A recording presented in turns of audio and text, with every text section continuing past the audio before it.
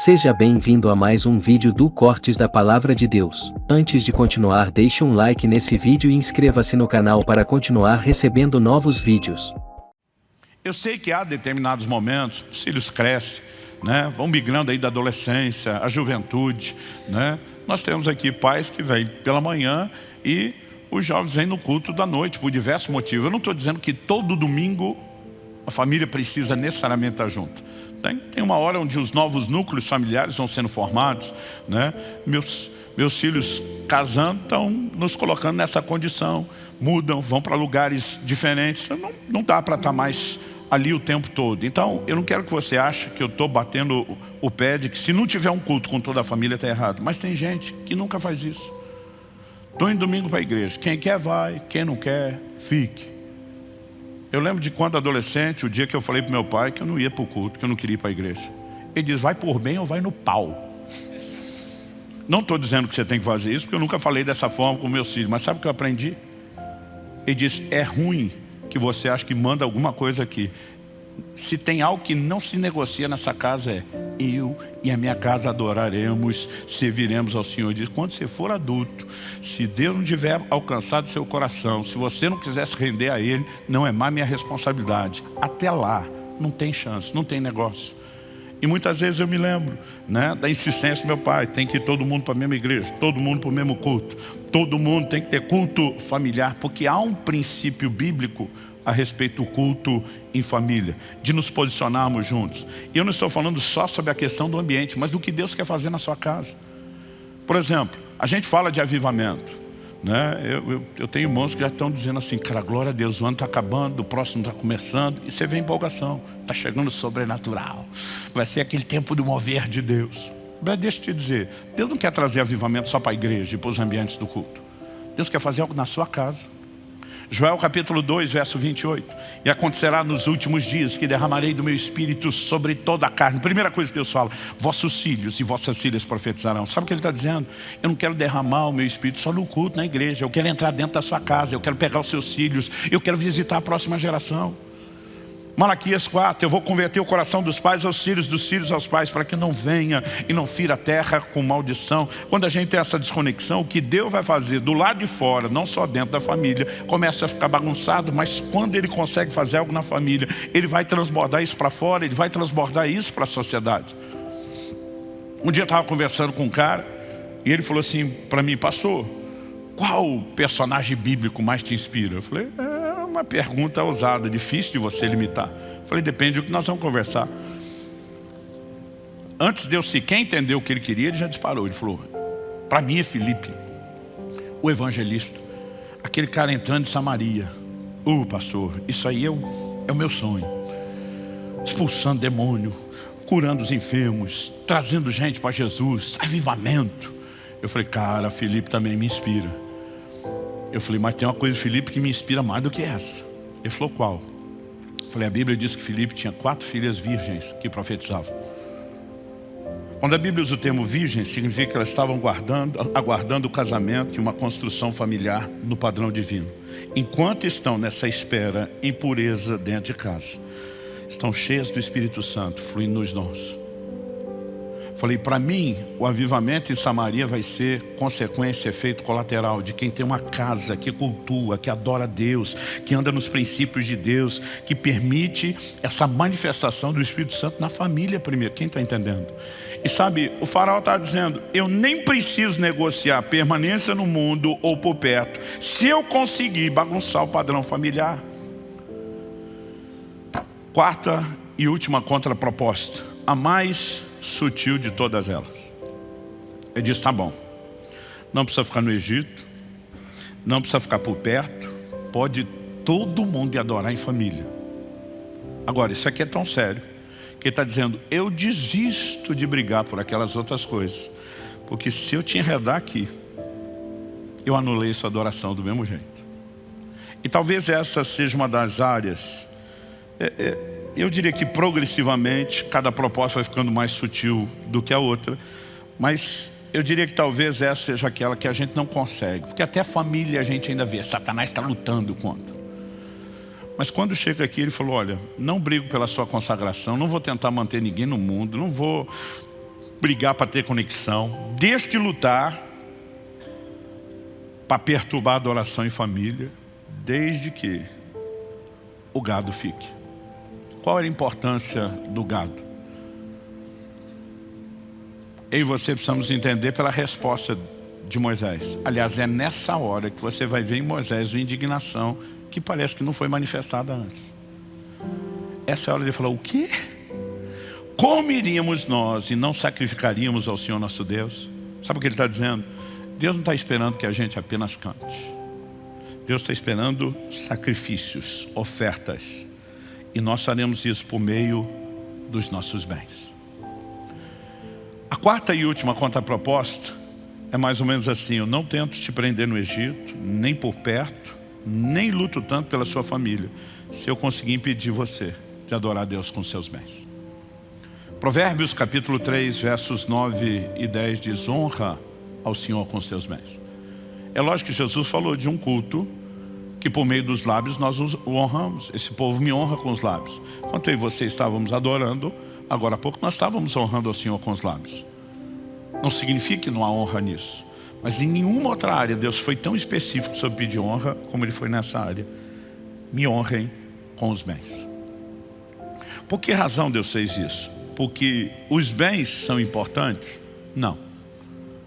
Interessante que no plano espiritual, quanto mais você se desprende daquilo que é terreno, mundano, daquilo que é carnal, e eu brinco que nesse processo de santificação, seu centro de gravidade muda, as coisas da terra normalmente te atraem, puxa para baixo, mas o centro de gravidade do reino de Deus para cima. Então cada vez menos você dá importância ao dinheiro. O que Deus está valorizando não é o dinheiro. O que Deus está valorizando é o coração do homem.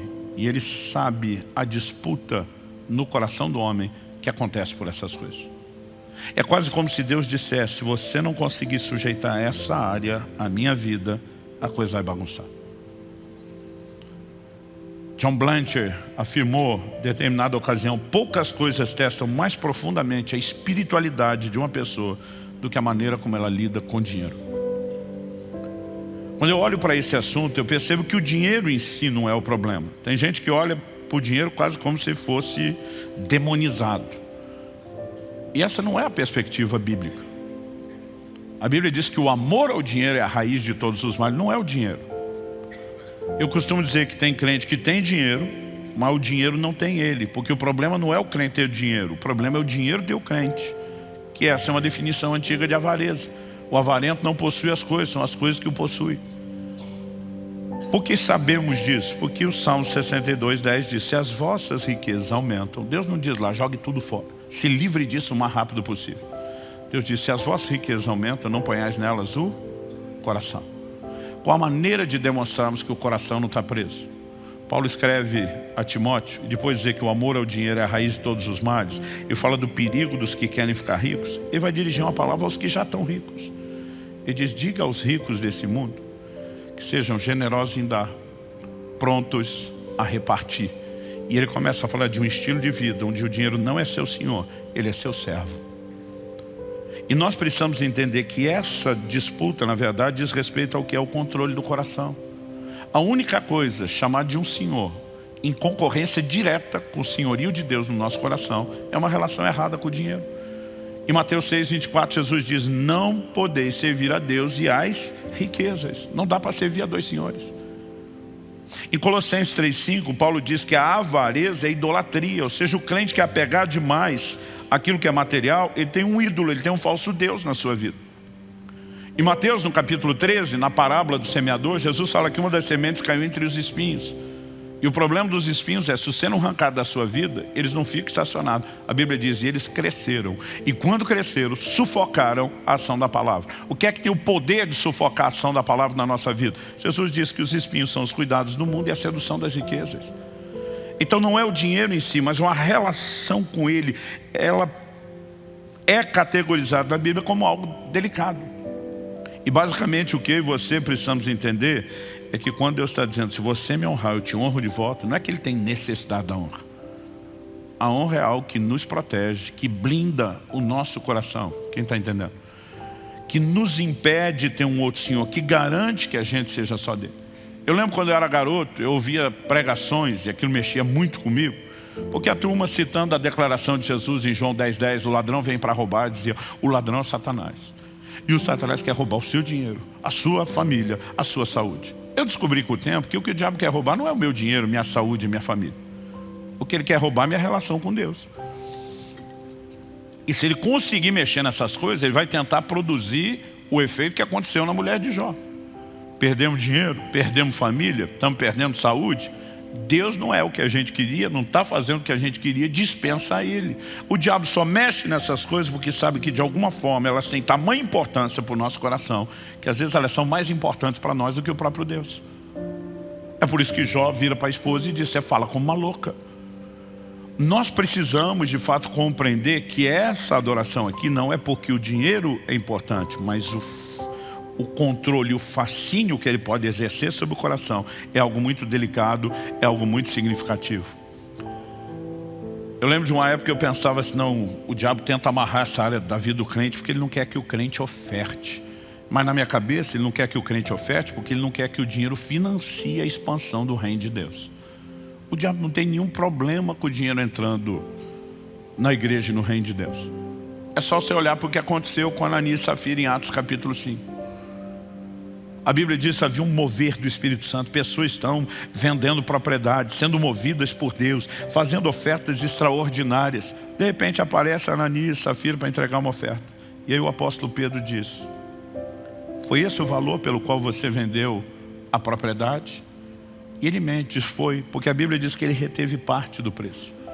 Nós nem sabemos se foi muito. Para a Bíblia dizer uma parte, o cara vendeu uma propriedade. Tenta imaginar hoje alguém vendendo, não precisa nem ser uma casa, um terreno, não precisa nem ser o melhor localizado, o maior, o mais valorizado. Qualquer possibilidade, nós estamos falando de um recurso alto, de uma oferta fora do comum. Aí o cara diz, não vou entregar tudo, vou segurar um quarto, vou entregar só 75%. Eu não consigo imaginar um líder reclamando. O cara está dando a maioria. Mas naquele momento Pedro diz, ei, a propriedade era tua. Depois de vendido, o dinheiro estava no teu poder. Basicamente ele está dizendo, nenhum de nós pediu isso e era tudo seu. Ele diz, mas por que Satanás encheu seu coração para que você mentisse ao Espírito Santo? Basicamente Pedro está dizendo, quem te pediu oferta foi o Espírito Santo. E aí quando você muda as coisas e vem com um discurso diferente, você não está mentindo para nós. Você está mentindo para o Espírito Santo. Mas o problema, Pedro está dizendo, é que quem te levou a perder a sintonia com o Espírito Santo foi Satanás que encheu o seu coração. Então preste atenção em algo. A Bíblia diz, cada um contribua conforme propôs no coração. O lugar da decisão é o coração. O que eu e você não podemos ser inocente é que tanto Deus como o diabo querem influenciar o coração, que é o lugar da decisão. Agora pensa comigo, Deus e o diabo disputando o coração do homem na hora da oferta, e você acha que isso não tem valor. Mas o valor não é o dinheiro. Porque se o diabo tivesse preocupado, vai entrar dinheiro, vai financiar a pregação do evangelho, ele tinha colocado no coração de Ananias, não dá nada.